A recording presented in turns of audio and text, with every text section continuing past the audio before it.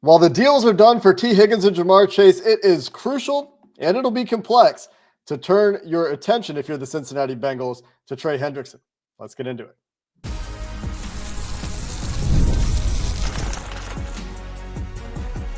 You are Locked On Bengals, your daily Cincinnati Bengals podcast. Part of the Locked On Podcast Network, your team every day. What up, Bengals fans, and welcome to another episode of the Locked On Bengals podcast. I'm your host, Jake Liscow. He's your host, James Rapien, and we are Locked On Bengals on the Locked On Podcast Network, your team every day. We're on YouTube. We're everywhere you get your podcast. So if you are new to the program, you can hit that subscribe button, hit the bell on YouTube, and make sure you don't miss an episode of Locked On Bengals, like all the everydayers out there that caught both episodes, including our first live event on YouTube late on Sunday night when the news broke that T. Higgins and Jamar Chase had agreed to terms with the Bengals. Today, we're going to talk more about those deals. That'll be coming up in a bit, as the haters are certainly hating on Monday, and that is out in full force on social media and in various mainstream media outlets as well. But we're going to start with Trey Hendrickson in today's episode, brought to you by FanDuel, where you can get $200 in bonus bets if your first $5 bet wins at FanDuel.com. And James, multiple reports both Sunday and into Monday indicating that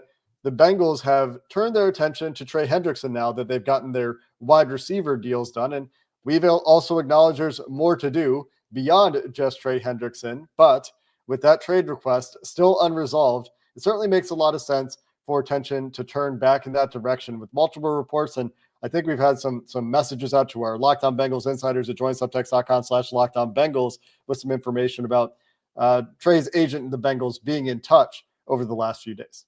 Yeah, I think it's interesting because on one hand, all of the smoke, the national reports, they make sense. The Bengals have a much clearer cap picture now. We don't know exactly what that is, but they certainly do. Of where they're at cap space wise. They free up cap space, the report is, with both deals, not just T, but T and Jamar. So can you take some of that and throw it at Trey? Naturally, you would have that discussion. Trey Hendrickson would have been the best available pass rusher in this free agency period.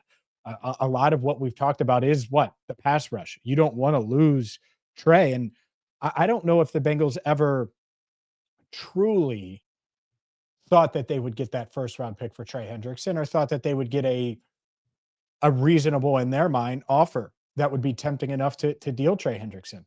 You let him test the market just to see. And I get that and understand that. And by the way, he still can, but clearly they haven't gotten an offer that has gotten them close to trading him. I think that's very clear. And so now that they have more cap space and they know, and we know, they need pass rush, keeping the NFL sack leader in Cincinnati would certainly go a long way. So it's important to do from if they're going to win the Super Bowl in 2025 and be a legitimate contender, like I think they hope to be. That's what you do. You certainly hope to be if you're signing Jamar and T. You probably need Trey Hendrickson as well. So the reporting around, the Bengals are going to try to make another run or are making another run, I think is accurate.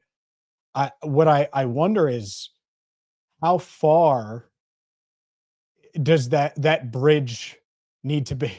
How far is the gap right now?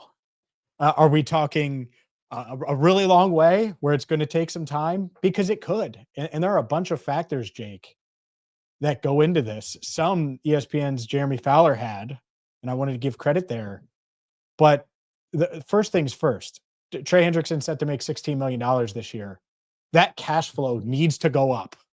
And if you're extending him as well, which I think the Bengals would like to do, that's where I think it starts, is cash flow year one, extension that both sides are comfortable with, and guaranteed money is going to come up again now after that Jamar Chase deal and after that T. Higgins deal. And there are other layers to it, but I think those are some big ones that are certainly going to be discussed between both sides. Yeah, those are definitely some of the very big topics. And when you think about Jeremy Fowler's tweet on Monday as well, talking about where things are with Trey Hendrickson, when we think about cash flow and the numbers that we've heard in terms of offers, it's worth remembering that his 2025 money owed is just $16 million. So when you're talking about a 2-year, $60 million extension, as Jeremy Fowler wrote in his tweet, which is a suspiciously specific number, That makes it 3 years for $76 million. So that's not just $30 million over 2 years. That's 76 over 3, which is $25 million per year. So when we hear, James, that the offer is $25 million per year potentially, does that mean from the player's perspective that it's $25 million over the 3 years, including the $16 million in 2025? Very, very possible that anything we've heard about potential offers the Bengals have made from the player's perspective are including that $16 million number as an average. And Trey would like to see perhaps the number be closer to $30 million over the 3 years, including 2025. So maybe more pot sweetening required from the Bengals to get closer to that number, including the 2025 number. And beyond the guarantees and the number of years and the future assurances and the security that Trey has talked about, that first year and resolving that first year deficiency compared to the market, i.e. 2025, when I say first year, that could be a big issue that they've had to come back to the table and discuss further as well. Yeah, there's levels and layers to it. And we don't know what Trey's asking for. What we do know is at Radio Row, he mentioned security a couple of times, like family security. And I think that aligns with years and guaranteed money.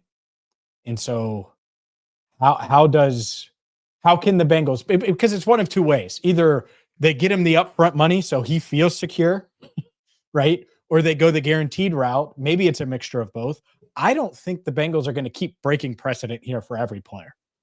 That is a curious thing, though, right? Because now they've done it, not just for Jamar, where that was almost a sure thing, but also doing it for T.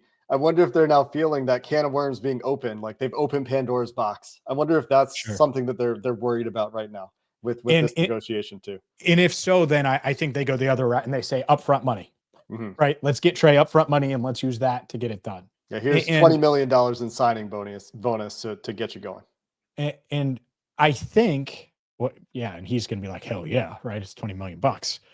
And so the reason why I think this could be drawn out is if you're Trey and you want guaranteed money, then the Bengals are going to have to sweeten it in other ways if they're not willing to go that route. And I would be shocked if they just suddenly open up the guaranteed Pandora's box money route and just everyone gets guaranteed. Like, that's just not going to happen. And it shouldn't, by the way. With Trey, I get why they would, of course, from a player perspective. I also think he's 30 years old, and I would be surprised if they didn't just go up front and try to go that route.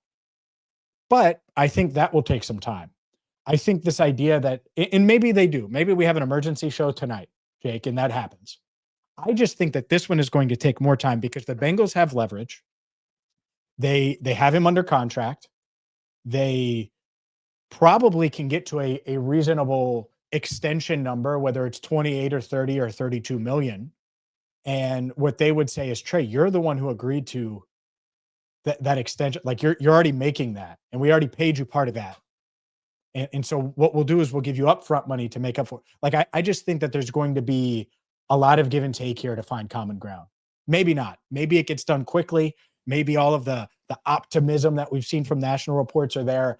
I'm not as optimistic that it's going to get done right away. Again, it can change really quickly. These things can come together fast. The Bengals may be as motivated as ever to get it done now. Trey wants to stay in Cincinnati, so maybe it comes together very, very fast. I also could see this dragging out a little bit. And if it does, fine.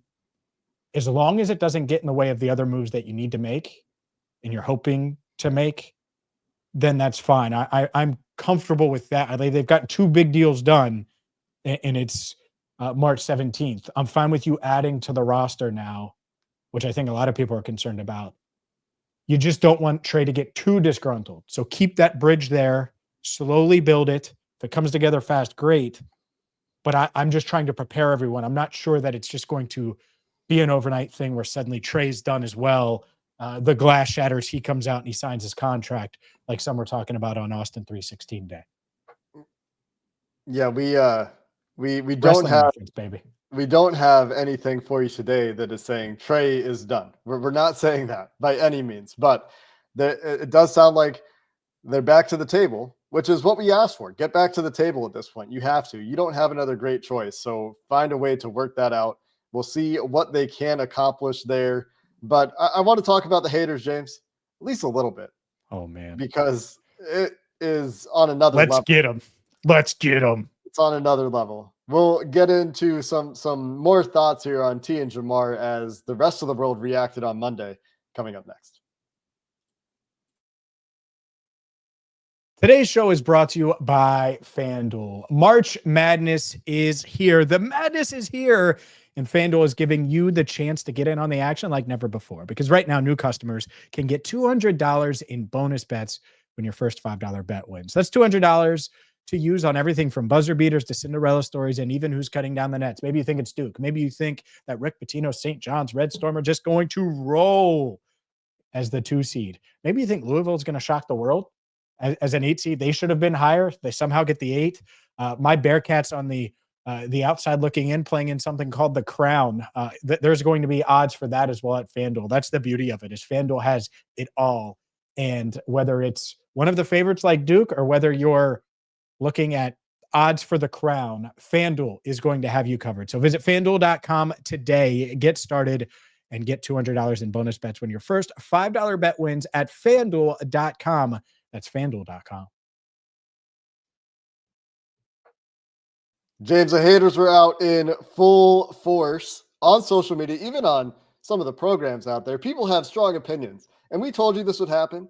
This is not surprising whatsoever. I mean, you all knew this was happening too. I mean, the amount of people that were like, all right, ready for the national media to flip and go from they can't afford it to they shouldn't have done it and they're overpaying.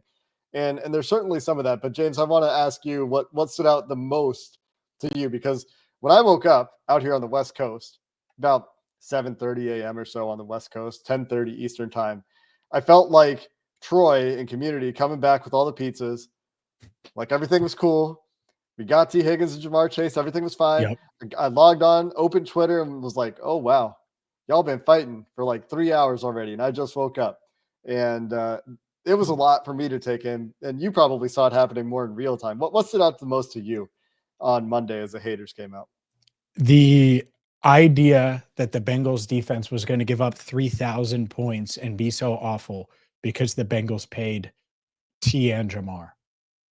And like this idea that it wasn't the path to winning for this Bengals team. It's just, people just don't understand. They have no concept of what these two mean to the Bengals, what the Bengals defense was last year. Like, there's no one to pay. There's no one on defense where you're like, oh, well, they should go pay this guy. And are there free agents that we want them to go after? For sure. But that was never part of the, all right, well, pay this guy, not T, or go this route and delay Jamar. Like the Bengals' quickest path to winning an AFC North title, let alone an AFC title or a Super Bowl, was keeping Joe, Jamar, T. Now, there are other pieces they need to add on defense. Obviously, they need to draft well. Spoiler, they need to draft well regardless. Like, all of these things that people will say need to happen regardless. They need to draft well. They need to be good at scouting defense. They need to find good value there. They need to get more out of their young players on defense. They need to get more out of the young players in general.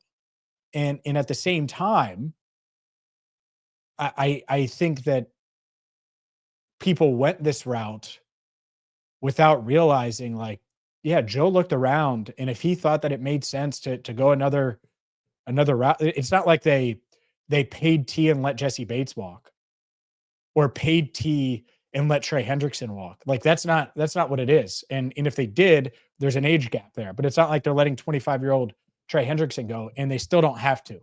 And so that's what I think is most annoying, is it's like, oh, well, the defense is going to suck. It's like, actually, paying T didn't impact the defense at all. What it did do is they kept their fourth best player on the roster, and it kept a strength, and it didn't open a huge void on the roster. So that was the narrative that's just wild to me, is it's like, oh, well, now their defense is going to really suck. It's like, yeah, well, they sucked last year, and they need to add to it, and they need to get it right, which were all things regardless of whether or not they paid T and Jamar.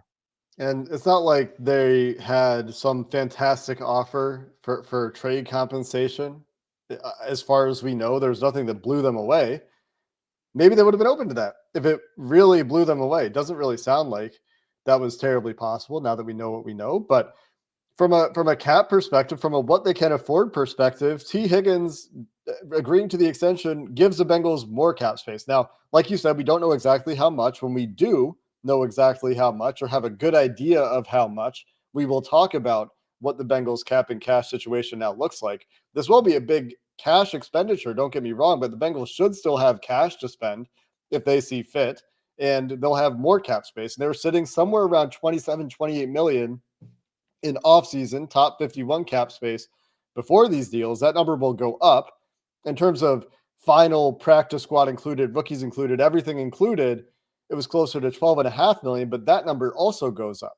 So they should have enough cap space to do Trey Hendrickson and add additional players. So the constraints, I think, are overblown in terms of what the haters are saying, in terms of roster building. Now, in the future, does it get harder? Do they have to draft well on defense? Yeah, sure. But you could say the same about all these other teams that also have, 40% of the top end of their roster locked into 4 players, or 35+%. And that won't be true for the Bengals from a cap perspective until at least next year. So the cap financial constraints, I don't buy unless it is truly the Bengals just stop spending money, which is possible. Like, that's where the criticisms could have a kernel of truth, is like, oh, the Bengals are just going to stop spending money. They spent all the money in the budget for the offseason. Sure. Maybe. But from a cap perspective, and that's why I keep hammering on, we'll see what this does to cap space. That should give us an indication of what they plan to do with the rest of their cap space this offseason, where they could still add pieces to defense and certainly a guard, where we're going to talk about what we want to see them do. But I agree with you, James. This was, given where they were at the start of the 2025 offseason, the fastest path they had back to contention in 2025, keeping that offensive identity together, keeping the identity of the team together, and then building from there. Because if it's not T. Higgins, from a cash and cap perspective, whatever that number ends up being, say $35 million in cash, give or take, say the cap hit ends up being somewhere in the $18 million range. Are they going to go give guaranteed money that they gave to T. Higgins to a top end free agent, external free agent? And who was it? Milton Williams? Like, is that the one that, Milton I don't even know who it was. Like, these are, would have loved to have Milton Williams on the Bengals, but sure. Does he make you better than T. Higgins? I think that there's a pretty big argument to be had there, and something that we obviously can't prove either way. But I think when you have a player fits in your system, what you get from him, that is a big tiebreaker in T's favor.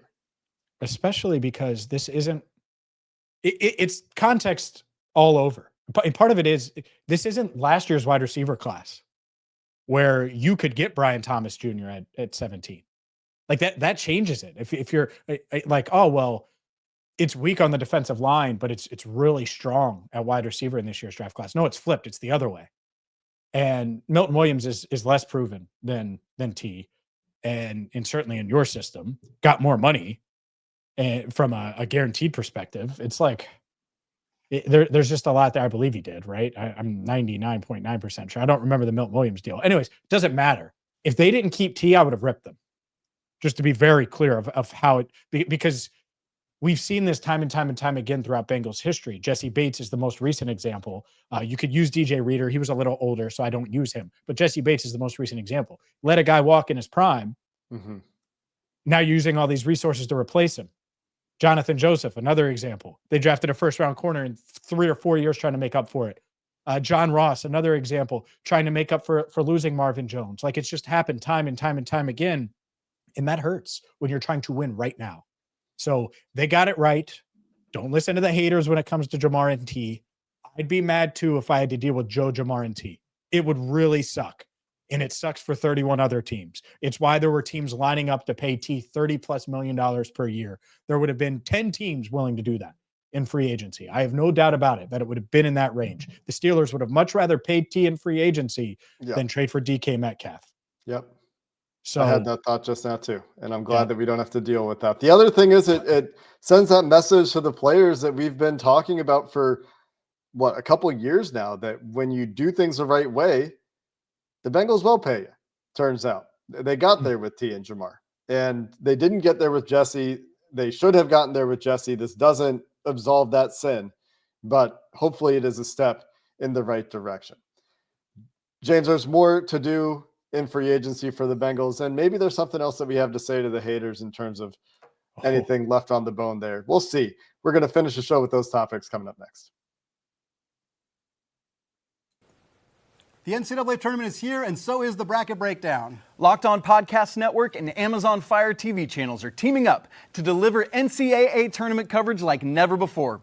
Watch studio shows featuring former players and Locked On's local experts as they guide you through every upset, buzzer beater, and bracket matchup. Stream it all for free on Amazon Fire TV channel. Search Bracket Breakdown to see it all for free. It's your team every day.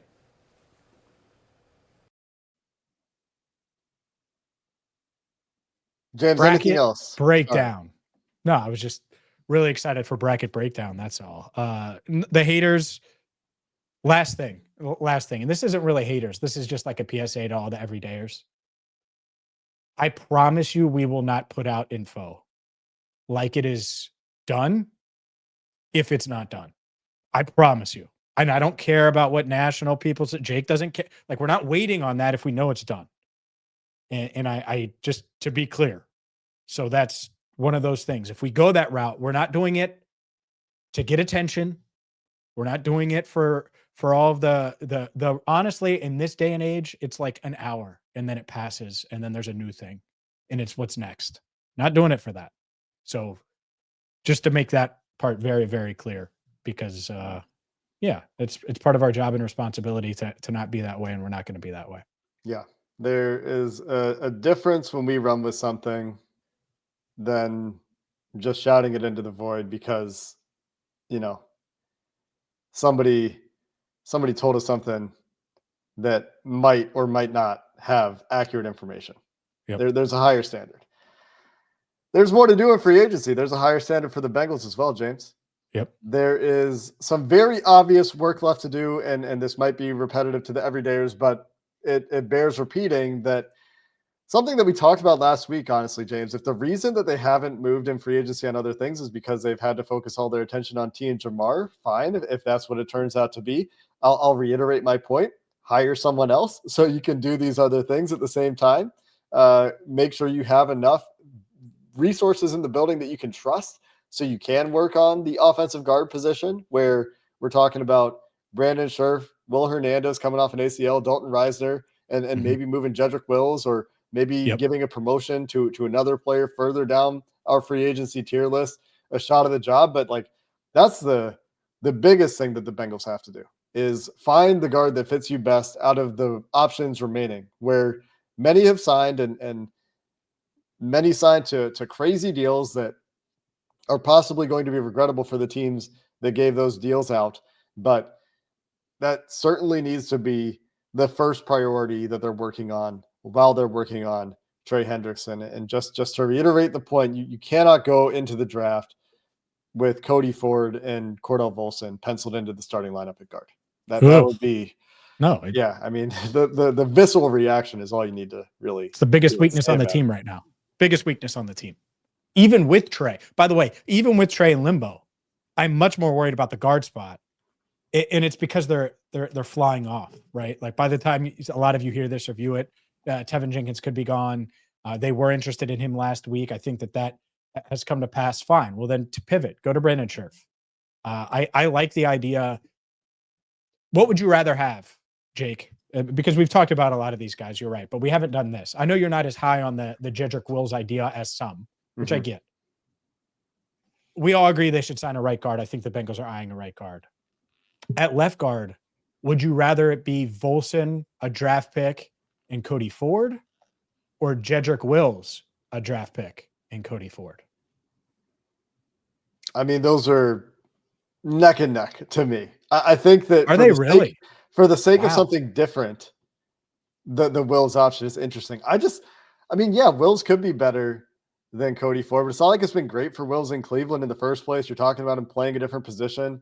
I just think that there's a gamble there. But for the sake of doing something different, because I think we know who Volson is, I think there's potentially some technical improvement that you could get with Scott Peters, right? If Scott Peters clicks as a coach for this team, you can project a little bit of technical improvement for Volson in pass protection, because that is the specialty for the new offensive line coach for the Bengals. But yeah, for the sake of bringing in a player that had a higher pedigree in Jedrick Wills, where there maybe is something to unlock going back to his draft status, that would be the quote unquote tiebreaker if it were a tie. I don't think it's quite a tie, but I do think it's like closer than it ought to be for where Jedrick Wills was drafted, certainly. Sure. The reason why I would go that route, one, you saw it with Mekhi Becton, like sometimes a position switch will help with a premium talent. Two, I think Becton had shown more, to be fair, but continue. But two, and I think this part matters, is if he failed and didn't win the job, and say the draft pick just crushes it and wins the job, he can be your swing tackle. You could have him be your sixth or seventh, like because of that versatility, he could be, instead of putting Cody Ford at tackle, which is still in the running here. Like, let's be honest, it's very much in the running. You have another option there. And so that's, or instead of going the Trent Brown path, which I haven't completely ruled out, I think that would happen after the draft if that happened. But that's why the Wills thing is interesting to me.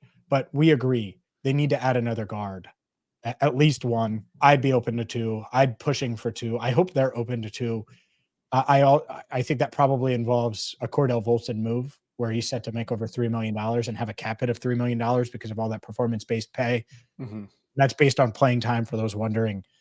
But obviously pass rush as well. And the scenario I ran, it is a really good point on Wills, the potential to play tackle. Yeah. That is not something that I was factoring into the calculus as well as I should have. They really need a better tackle off the bench than they have right now as well. That's something that we haven't talked about very much. It is still a need. If Cody Ford is meant to be the first lineman off the bench at guard or tackle, that's not where I want to be. Yep. Maybe is where the Bengals want to be, not where I want to be. I don't want to see Cody Ford playing tackle if it can be avoided at all costs. And so if Jedrick Wills is an idea to see if he can be a starting guard or see if he can be a backup tackle, where in the NFL, to be fair, he's played actually exclusively left tackle in the NFL. But if he can be a swing tackle for you, you could definitely do worse than a guy like Wills at 26 years old with potentially some meat on the bone there. If that's where he ended up. And he has the Scott Peters connection, which we'll reiterate. Mm-hmm. As far as pass rush goes, I can't get the scenario out of my head. They will not do it. And I'm saying this right. I would be stunned if they did this. But if you just got Zadarius Smith and Calais Campbell and you got Trey done, I feel pretty good about the defensive front. And how many precedents would that break for the Bengals in one offseason? All of them. Shatter them all. They sign a 38-year-old defensive tackle who's still playing awesome and is good against, but it's not like he just like brings a little juice. Like, he's good against the run and he's got AFC North experience, and he'll probably end up in Baltimore, who tried to trade for him at the deadline. And I don't want that. And then Zadarius Smith, he's going to give you some juice on the edge and give you what you like. Those two guys would round it out pretty well. Yeah. And I think there's like a 1% chance that they do both. I think that they would focus on an edge piece before they'd focus on a defensive tackle. This feels like, you know how we joked yesterday, the Bengals like to go into the draft with one glaring need that they're definitely going to take in the first 2 rounds. That's going to be one of these two positions, I think.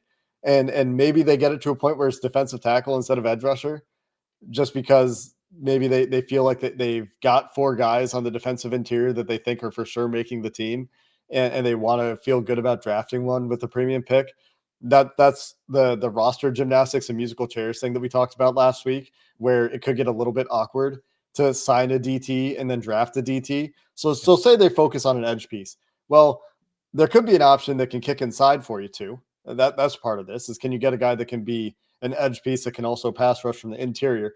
But even if it's not Zadarius Smith, the number of other names out there, and most of these are older guys that can be designated pass rusher type of players for you. I've mentioned Dennis Gardeck a few times. I think we've talked about Carl Lawson. At least we've mentioned the name, but Charles Omenihu, DeMarcus Walker, and how about Von Miller, Julian Okwara for a younger player? I mean, none of these are the most exciting names, but there are guys out there that if you put them in a specific role, much like Joey Bosa is going to end up playing in Buffalo, right? You could get productive snaps out of those players. Yeah. There are guys to be had. Yeah. And I hope that they continue to push forward. Like, find a spot and just dedicate a little bit more there, right? Whether it's edge Yeah. rusher, defensive tackle, linebacker, safety, certainly guard. Like guard's not really an option, but like find another spot on the defense to bolster, and Yeah. that would be great. I mean, Asante Samuel Jr. is just hanging out there. He's 25. Like, I don't know what he wants, but like he went on a visit. He's still there. Julian Blackman, if they're interested in him, those are the two names. I saw that I think USA Today mentioned Stephon Gilmore. Would be shocked. Wouldn't hate it because I do think he could potentially help. I know Chidobe Awuzie is going to be someone people mention. Man, talk about getting the band back together.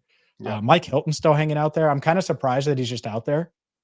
But the point is there are a lot of good players still out there, and a lot of them that'll fit the Bengals' needs. And they didn't miss the boat completely in free agency if they get these deals done now and start to add to their roster. Hopefully they get it done.